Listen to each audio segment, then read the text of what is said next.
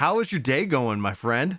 It's good. I just finished the Warring Triad. I need to do the 5 extreme quests, but Ooh, I'm done. I killed Zervan. nice. Congrats. So it was a good day. It was a good day. Absolutely. Well, happy Friday, everybody. It Absolutely. has references to like Mercidia and stuff, Mm-hmm. and we Yeah. see some Mercidians, and um we kind of get a feel for the relationship that like Alleg and Garlemald and Mercidia and like all these places have had with each other Over over the various points in centuries. Yeah. history. Yeah.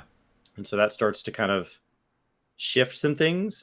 It wasn't as profound as what like a raid story can be. So like Coils obviously Mm-hmm. can punch a lot harder because there's a lot more fights. Um, so I'll be doing Alexander and Void Arc next week, and I expect Alexander to hit harder just because it has more canvas. But this is the one Yeah. that gets referenced a lot, especially in the context of like we have an upcoming ultimate. And so as we look forward to 6.3 and beyond, and we start to look at like 7.0, where are we going? And Mercidia comes up as a potential candidate. Mm-hmm. Um, this is one of the Warring Triad is one of those storylines that gets referenced a lot. So I'm excited to kind of finally understand that. Yeah.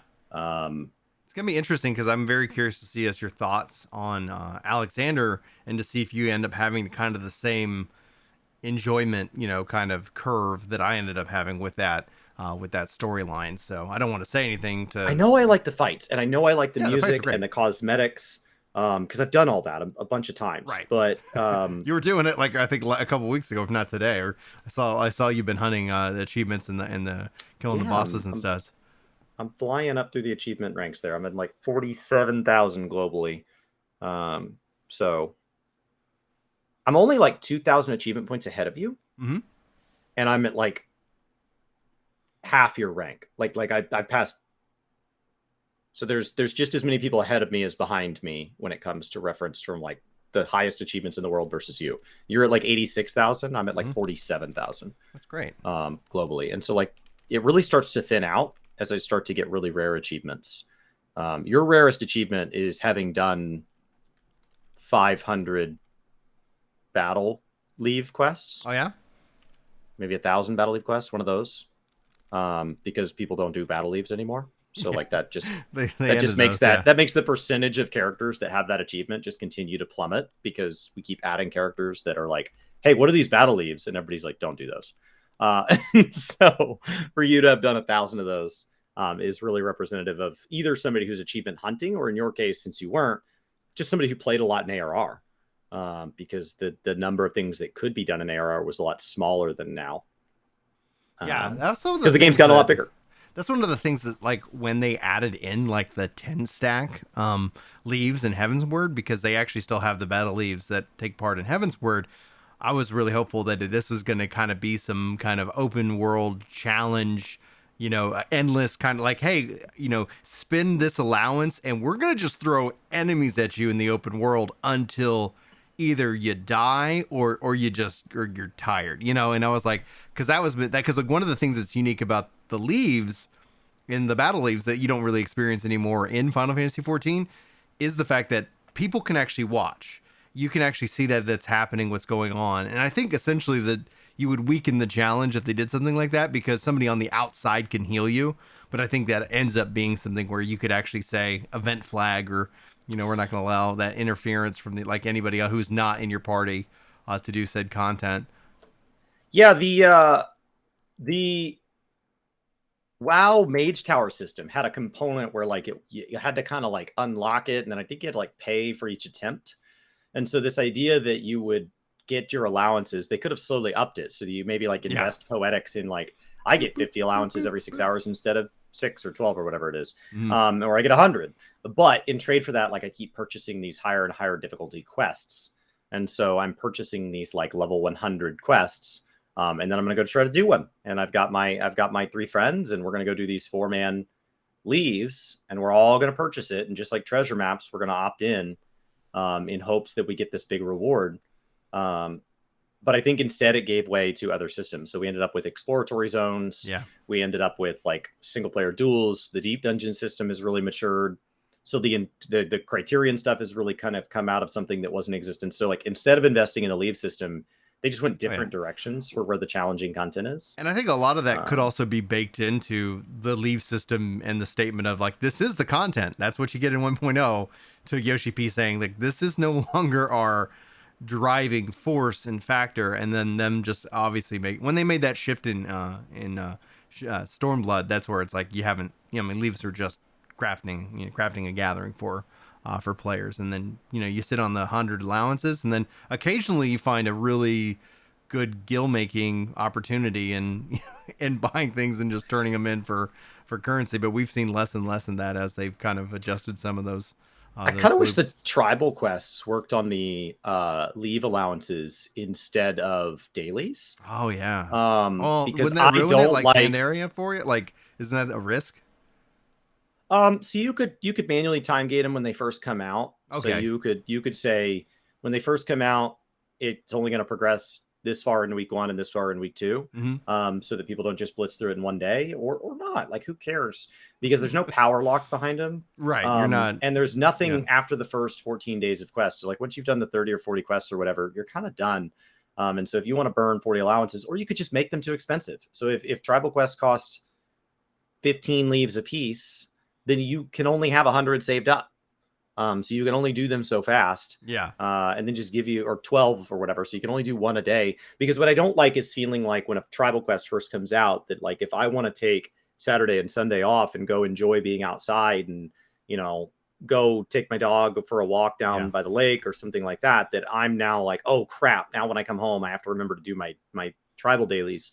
And I think leaves were a real opportunity to say, here's your window of time, and it's a rolling window. So you can play a little every day, or you can play a lot every few days, mix and match to whatever fits your life. To your point, where like the fact is like you feel like you got to log in and have that touch point, right? We know that dailies increase the daily active user, but I think again, that's one of the things why when you look at, dailies, the fact that you can finish them, there is an expiration. So it's not like, well, guys, you got to like, if you want to play 14 tonight, you got 2 hours worth of, chores to do, etc. So that's the nice thing about that 14 doesn't follow that model. But I think you're right. One of the things of like I think the allowance system, the leave allowance system, as it's baked in, could be used for way more things because of that very fact. Like, oh, you couldn't play all week because you were gone, and well, hey, you got a full stack. You can do a little bit more, naturally, because you have that allowance system, and it is capped. So like, no matter what, you're not going to log in and be like, well, guys, I would, I'd like to catch up, but I've got, 7 days worth of me just hardcore grinding on, on these allowances. WoW's moving, so they have weeklies. So does 14, and it resets on Tuesdays. But then they also have basically shifted their dailies to being like 3.5 days or something like that. So it resets midweek. So you have 3.5 days to do the daily, but like you can't save them. So it's almost there, but I really like the idea that if I only play on Saturdays, that's good enough. Okay. If I want to play for 10 hours on Saturday, that's fine. If I want to play 1 hour each day, that's fine. Like, whatever gets you there, that's what I would like to see from these games. And so like talking about 14's leave system, it's weird that every once in a while you think of a solution. You're like, what we're working towards now in 2022 is like, maybe one day in the future we could have a system that was in the game 8 years ago. And so it's like, you already had it. You had the solution, and it was doing very well. WoW's gone through a couple of cash systems where like basically you can play every day or every third day.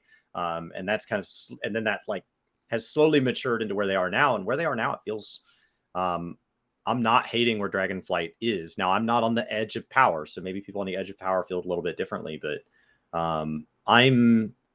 I'm like that solid top end of where like crafted gear starts to slow down, which means at my level, there's like basically open world hunt equivalent ways of getting gear. There's open world PvP quest ways of getting equivalent gear. There's dungeons that are equivalent ways of getting gear. So I'm just now getting to the point where like the number of sources of gear has dropped from 10 to 4.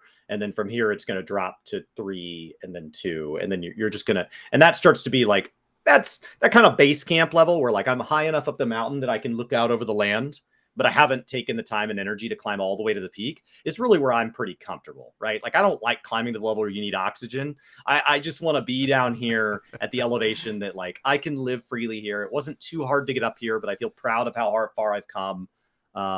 And then I can just wait for the next patch to get here, which tends to kind of crumble the mountain And now the stuff that did need oxygen is a little bit easier. So they've got their tribes go up in rank all the way to 25 or 30 through a system called Renown. So reputation has like ranks.